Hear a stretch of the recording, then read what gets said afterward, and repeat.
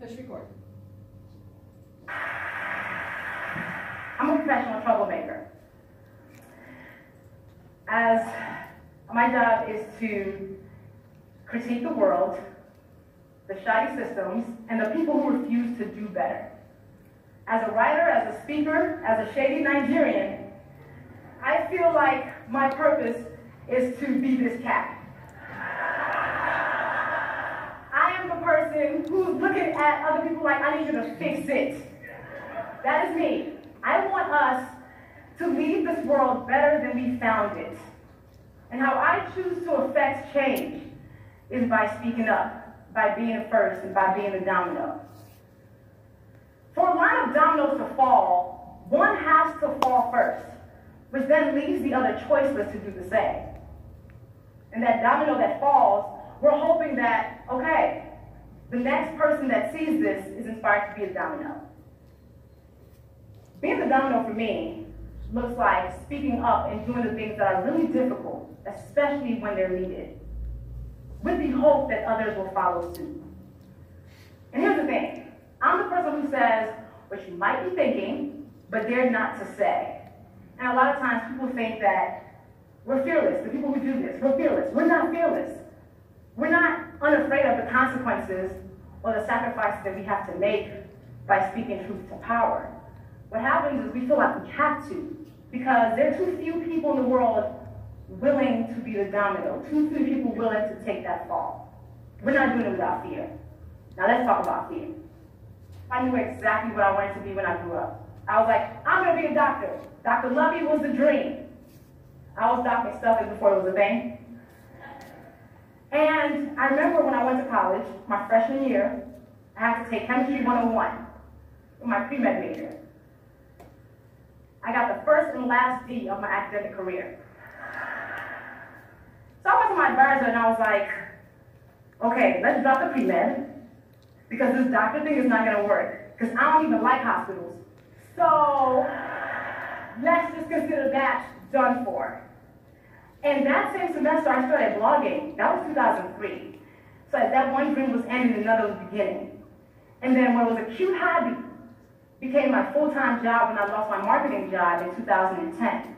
But it still took me 2 more years to say, I'm a writer. 9 years after I started writing before I said, I'm a writer, because I was afraid of what happens without 401ks, without, how am I going to keep up my shoe habit? That's important to me. So it took me that long to own this thing. That was what my purpose was. And then I realized fear has a very concrete power of keeping us from doing and saying the things that are our purpose. And I was like, you know what? I'm not going to let fear rule my life. I'm not going to let fear dictate what I do. And then all these awesome things started happening, and dominoes started to fall. So when I realized that, I was like, okay, 2015, I turned 30. It's going to be my year of do it anyway. Anything that scares me, I'm going to actively pursue it. So I'm a Capricorn. I like my feet solidly on the ground.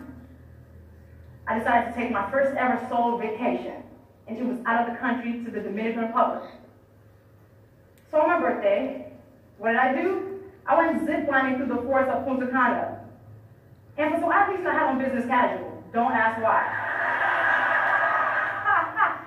And I had an incredible time. Also, I don't like being submerged in water. I like to be, again, on solid ground. So I went to Mexico and swam with dolphins underwater.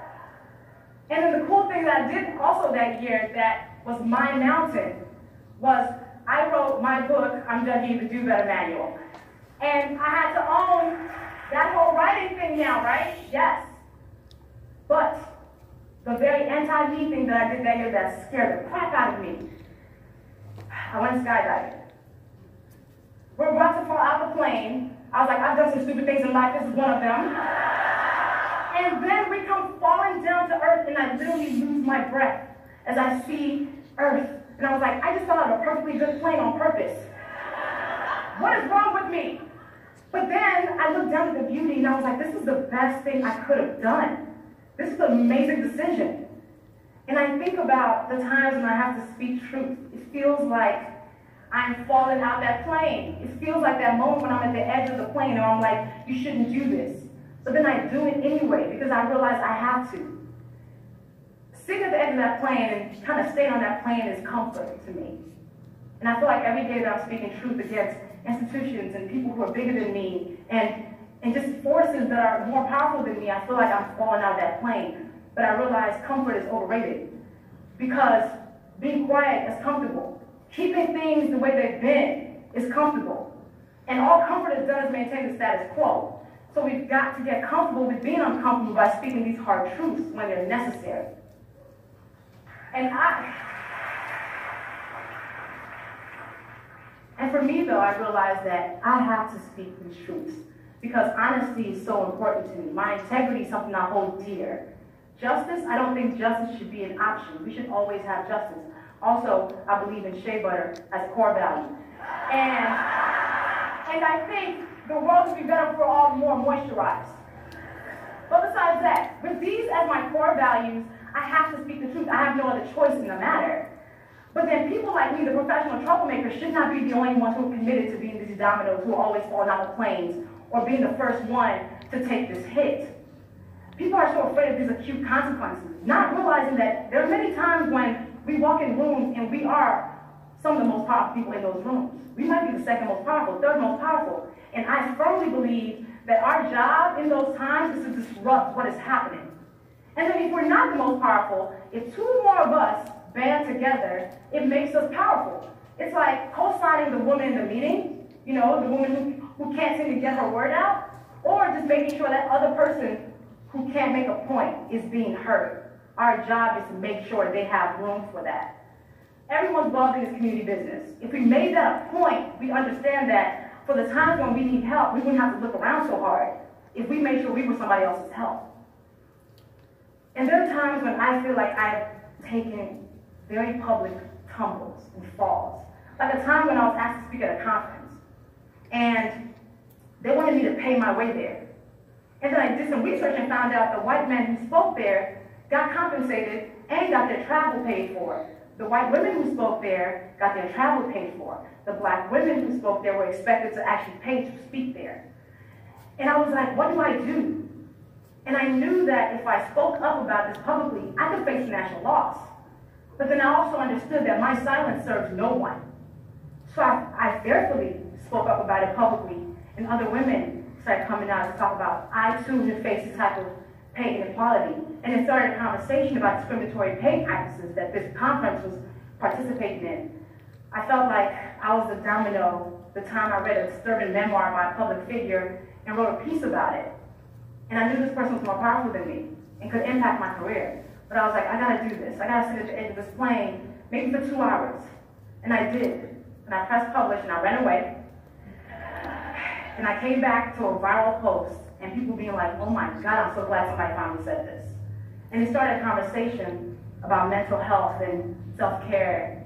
And I was like, okay, all right, this thing that I'm doing, I guess, all right, it's doing something. And then so many people have been the domino when they talk about how they've been assaulted by powerful men. And it's made millions of women join in and say, me too. So shout out to Tarana Burke for igniting that movement.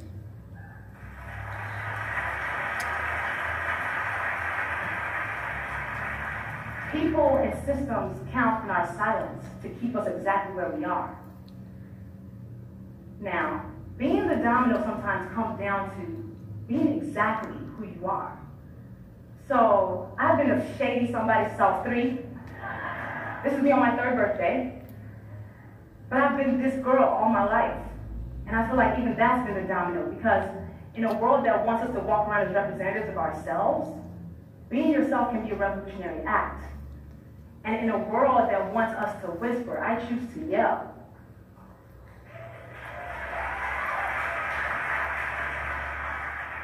When it's time to say these hard things, I ask myself 3 things.